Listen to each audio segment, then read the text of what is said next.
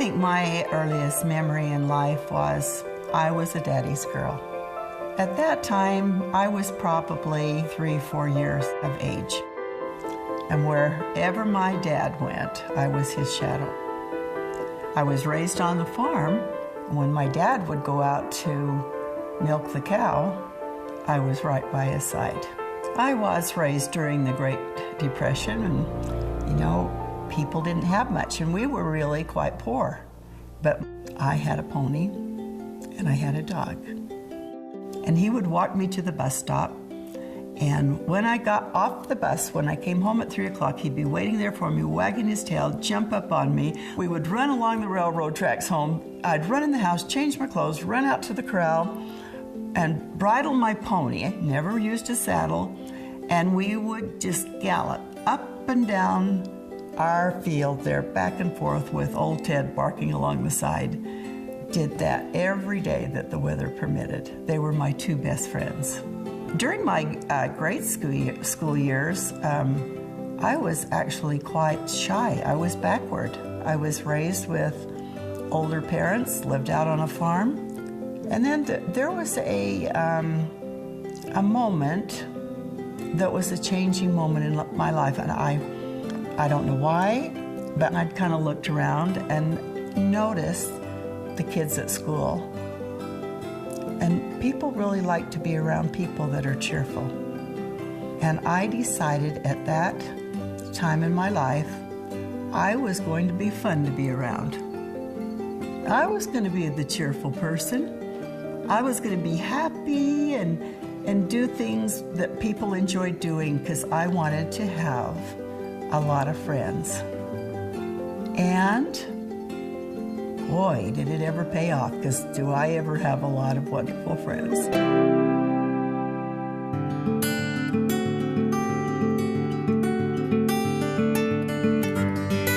I graduated from high school in 1953. Like every other kid, anxious to get out on my own. Moved to Salt Lake with some of my girlfriends. I had a scholarship to go to Excelsis Beauty School. And, but while I was going there, I met Sylvia Graff. And she said, "Do you mind if I call my friend, Dick Hobson, to come up with some of his friends?" And I said, "No, that's fine, you know." And so anyway, Hob came up with several of his friends, and we were kind of smitten right at first. And we started dating and fell madly in love. And we dated for about 6 weeks. Now, we're only 19 years old. And he said, "I'm here on a scholarship. And since I've been dating you, I haven't been able to focus on my grades. I'm falling behind, and it's very important to me that I get my education. So I won't be coming back." Whoa. I went into the apartment, flung myself on the bed, and started to cry. I don't think I knew I liked him so much until I knew he wasn't coming back. About a month went by. I had got out on a date where there were 3 couples of us. And I was on this date with Dave Major, sitting in the back seat of the car after a drive-in movie. We pulled into the service station, and I didn't know he'd be there. He came out and he looked in the back seat and saw me in the back seat with someone else, and he stood up straight. Still remember. And he said, "Chris, I would like to take you home, if that's okay with you." Wow. I went into shock mode.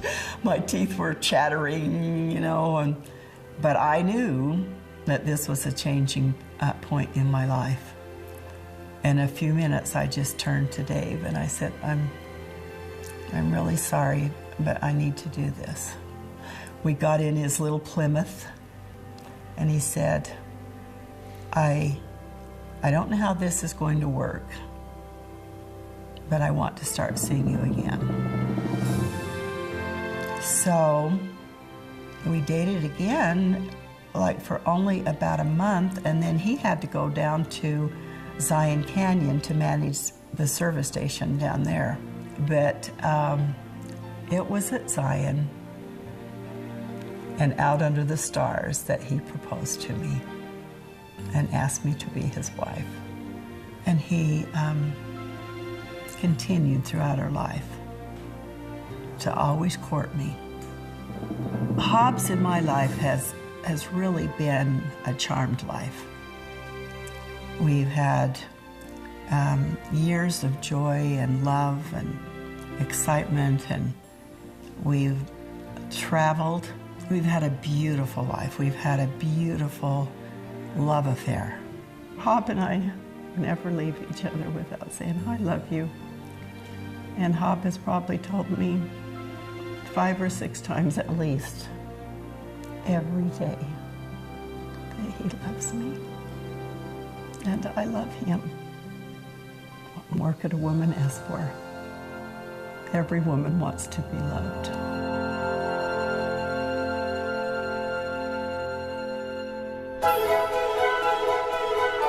During my 25-year career, I think the reason that I was a good real estate agent is because I am honest.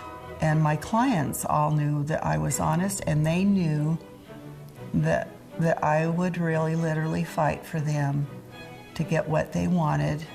But I wasn't just looking out for my buyer, I also looked out for the seller. It had to be something that was equally profitable for both of them, that worked for both of them. I just have to tell you a little side note of at Chapman Richards. There were 5 of us, and we were we're the girly girl type. We're the ones that really, we got all dressed up, and we always had our pretty purses, and we always looked nice. We dressed professional. And one of the guys at the office nicknamed us the Glitter Girls. And it stuck, and we didn't mind, but those were some fun times. I mean, to be perfectly honest with you, it wasn't work. It was a lot of fun. And my clients became my friends. Everyone needs a passion. Just happened a silly little passion of mine were those silly dishes. Oh, do we have the love for dishes? Some people call it a sickness of mine. I call it a sickness that is not curable. In fact, one day I was taking the dishes out of the dishwasher. This was only about 3 weeks ago, and I was thinking, I kind of enjoy doing this, yeah. And I thought, Chris, you are really a sick woman. You even like to take the dishes out of the dishwasher. But this goes way back to my childhood when my mother and dad didn't have very much, and my mother had a china closet, and she would stand by that china cupboard looking in it, looking at those dishes, and I would think, what in the world is she looking at? Now I know it was those dishes.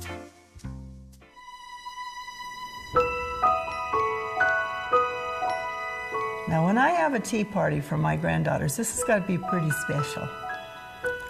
So I pretty much went all out. I like to have a table with the cloth to the floor pink. I like to have pink and lime green dishes. We would have Anne of Green Gables music playing. And then I had these really pretty pink dishes, and we'd put vanilla ice cream in there. So that was really a lot of fun. But one of the key ingredients was you needed to wear a hat. And we always talked about manners. And these are important things to know, because when they start dating, because someday they may be meeting their fiancé's parents or their next employer. I've given this lesson so many times at different ward houses. They have what they call an etiquette dinner. And I talk about proper eating etiquette and dating etiquette. And that's really fun for me.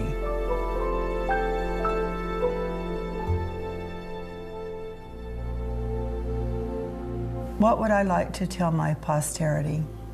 I'd like to tell them just to enjoy every day, not to get too worried about things. Work on those friendships.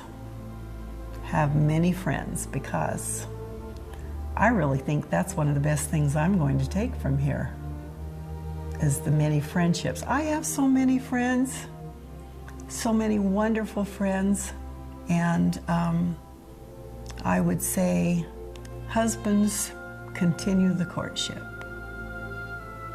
Just love your family.